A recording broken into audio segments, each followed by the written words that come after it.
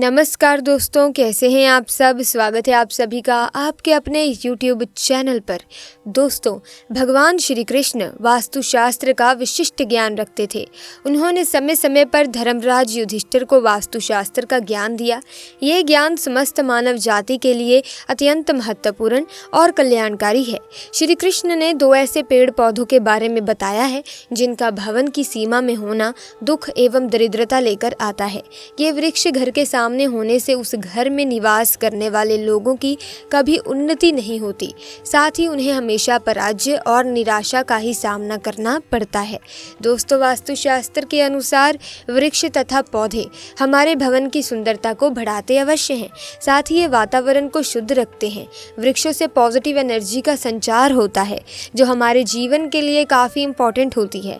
वृक्ष negative energy को कम करके वातावरण को ज़्यादा पॉजिटिव बनाने का काम करते हैं। घर के सामने शुभ पेड़ पौधे लगाने से घर में बरकत आती है। साथ ही ये पेड़ पौधे कई प्रकार के वास्तु दोषों को नष्ट करते हैं। घर के आंगन में खड़े वृक्ष देवताओं के समान हमारे घर की रक्षा करते हैं। इसीलिए हमारे पुराणों और शास्त्रों में भवन की सीमा में कुछ शुभ वृक्षारोपण करने की सलाह दी जाती है। आज हम जानेंगे कि हमारे घर की सीमा में कौन से वृक्ष तथा पौधे होने चाहिए और कौन से वृक्ष नहीं होने चाहिए। जैसे कुछ वृक्षों को शास्त्रों में शुभ बताया गया है, उसी प्रकार से वास्तुशास्त्र में अशुभ वृक्षों तथा पौधों का वर्णन मिलता है। इन वृक्षों का घर की सीमा में होना अशुभ और अमंगलकारी होता है। ये वृक्ष घर के सामने होने से दुख तथा दरिद्रता का ही सामना करना पड़ता है।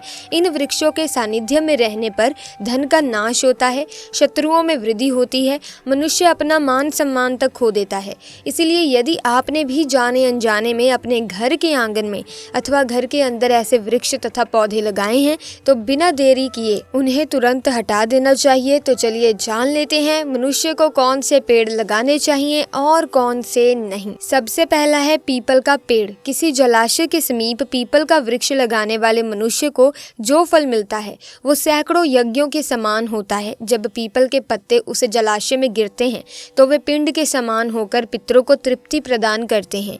इससे सभी प्रकार के पितृ दोष समाप्त हो जाते हैं। श्री कृष्ण कहते हैं कि जो मनुष्य रोज स्नान करके पीपल को स्पर्श करता है वे सभी पापों से मुक्त होता है और कभी पराजित नहीं होता। पीपल को स्पर्श करने से लक्ष्मी की प्राप्ति होती है और उसकी प्रदक्षिणा करने से आयु में वृद्धि होती है। पीपल की जड़ में श्री विष्णु, तने में शिवजी और अग्रभाग में ब्रह्मा जी स्थित रहते हैं।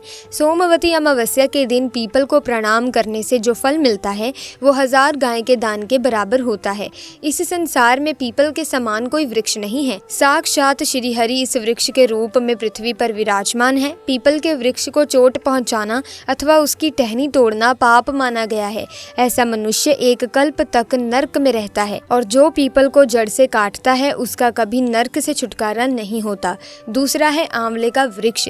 श्री कृष्ण कहते हैं कि आंवले का फल समस्त लोगों में प्रसिद्ध और परम पवित्र है।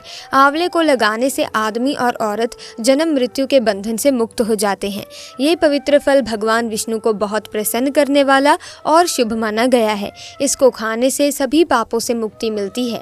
आंवला खाने से आयु बढ़ती है, उसका जल पीने से रोगों का नाश होता है और आंवले को जल में मिलाकर नहाने से दरिद्रता दूर हो जाती है और सभी प्रकार के ऐश्वर्य प्राप्त होते हैं। जिस घर में आंवला सदा मौजूद रहता है उस घर में कभी भी दैत्य और राक्षस नहीं आते। एकादशी के दिन अगर आंवला मिल जाए तो संसार के सभी तीर्थों से बढ़कर फल प्राप्त होता है। अपने बालों में आंवला लगाने वाला फिर से मृत्यु लोक पर जन्म नहीं लेता। जिस घर के सामने आंवले का वृक्ष होता है वहां पर साक्षात लक्ष्मी नारायण निवास करते हैं। तीसरा है अशोक का वृक्ष। दोस्तों, अकॉर्डिंग टू पद्म पुराण अशोक के वृक्ष में अप्सराओं का निवास होता है। ये वृक्ष शोक का नाश करने वाला तथा निराशा को खत्म करने वाला होता है। इस वृक्ष को घर के पास लगाने से घर में सुख शांति बनी रहती है। अशोक का वृक्ष शीतलता और यौवन प्रदान करने वाला होता है।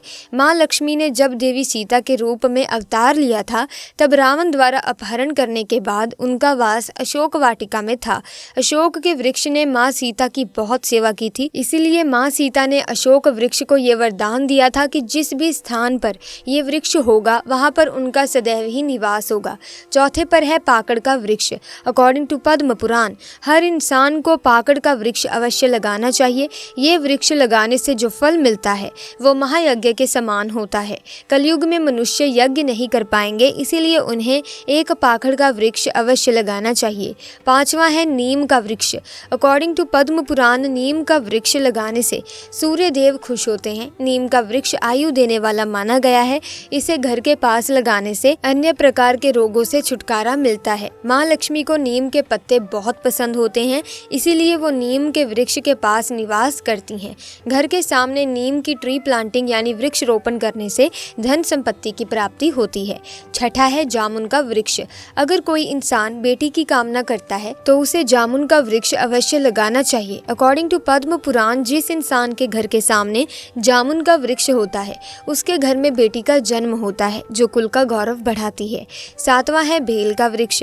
अकॉर्डिंग टू पद्म पुराण, बेल के वृक्ष में भगवान शिव और गुलाब में देवी पार्वती का निवास होता है, इसीलिए अगर बेल के वृक्ष के पास गुलाब का पौधा लगाया जाए तो शिव पार्वती का आशीर्वाद प्राप्त होता है। उस घर में कभी दुख दरिद्रता नहीं आती है, उस घर में कभी अकाल मृत्यु नहीं होती है और कोई स्त्री विधवा नहीं बनती है। 8वां है नारियल का पेड़। नारियल का पेड़ लगाने से व्यक्ति एक नेक लड़की का पति बनता है। नारियल किसी भी धार्मिक काम का आवश्यक अंग होता है, ये बहुत शुभ माना जाता है। घर के आंगन में नारियल का पेड़ होने से उस घर में हमेशा शुभता होती है और उस घर के सदस्यों का समाज में बहुत सम्मान होता है।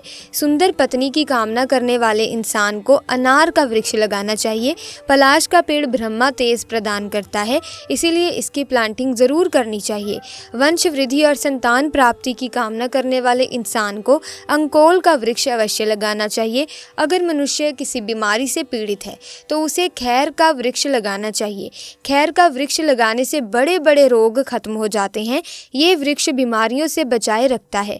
कुंद अधार्त मोगरे के पेड़ में देवी देवता निवास करते हैं, इसीलिए इस पौधे की प्लांटिंग यानी वृक्ष रोपण अपने घर के पास करने से कामों में सिद्धि और शुभ फलों की प्राप्ति होती है। खासकर 8 सेक्टर में काम करने वाले लोगों को ये प्लांट जरूर लगाना चाहिए। अगर किसी इंसान को चोर और लुटेरों का डर परेशान कर रहा है तो उसे अपने घर के पास बैंत का वृक्ष जरूर लगाना चाहिए। ये वृक्ष चोर लुटेरों को डराता है और घर की रक्षा करता है। चंदन और कटहल के वृक्ष पुण्य और लक्ष्मी प्रदान करते हैं। इन वृक्षों की प्लांटिंग करने से सभी तरह के दुख खत्म हो जाते हैं। केले का पेड़ भी बहुत शुभ होता है और ये घर में सुख समृद्धि और खुशहाली लाता है। केले के पेड़ में भगवान विष्णु का वास होता है, इसीलिए घर में केले का पेड़ होने से घर में पैसों की कमी नहीं होती है। हर श्रृंगार के पौधे को पारिजात भी कहा जाता है। इस पौधे की उत्पत्ति समुद्र मंथन के समय हुई थी और महालक्ष्मी भी समुद्र मंथन से ही प्रकट हुई हैं, इसीलिए पारिजात के पौधे का बहुत ज्यादा महत्व है। अगर इस पौधे को अपने घर पर लगाते हैं तो आपको माँ लक्ष्मी की विशेष कृपा प्राप्त होगी। इंसान को कभी भी ताड़ का वृक्ष नहीं लगाना चाहिए। ताड़ का वृक्ष बच्चों का नाश करने वाला होता है। जिस घर के पास ताड़ का वृक्ष होता है उस घर के बच्चों को कभी भी सक्सेस नहीं मिलती। इंसान को कभी भी अपने घर के पास बहेड़ी का वृक्ष भी नहीं लगाना चाहिए। इस वृक्ष पर भूतों का वास होता है।